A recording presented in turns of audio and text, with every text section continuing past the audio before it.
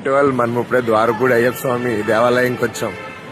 హైటవాల్ దర్శనం అయితే చాలా బాగా జరిగింది. గుడి అయితే నాకు బాగా నచ్చింది. అసలు చాలా అంటే చాలా బాగుంది. అయ్యప్ప స్వామి దర్శనం అయిపోయింది. పక్కన శివాలయం కూడా ఉంది. వెళ్ళి అక్కడ కూడా దర్శనం చేసుకుని అప్పుడు వీడియో అప్లోడ్ చేస్తా. నాకు ఈ టెంపుల్ అన్ని చాలా బాగా నచ్చింది. కానీ బాగా నా మనసుని కట్టుపడేసింది ఏంటంటే నా వెనకాల ఉన్న శివయ్య. అసలు నాకు ఎట్లా ఉందంటే బయటికి రాలేకపోతున్నాను అనమాట. ఈ టెంపుల్లోనే ఉండాలన్నంత ఫీలింగ్ వచ్చింది ఆయన చూసాక. ద్వారపూడి రావడానికి మెయిన్ కారణం ఏంటంటే అయ్యప్పతో పాటు ఇంకొక అదేంటంటే మన వెనకాల ఉన్న ఆదియోగి స్టాట్యూ అనమాట. సో దానికోసమే నేను మాక్సిమం వచ్చా. స్టాట్యూ ఉంది కదా, ఆ స్టాట్యూ వెనకాల లోపల శివుడిది లింగరూప దర్శనం ఉంటుంది. మనం అభిషేకం చేసుకోవచ్చు అనమాట. ఒకసారి వెళ్ళి ట్రై చేయండి, చాలా బాగుంది.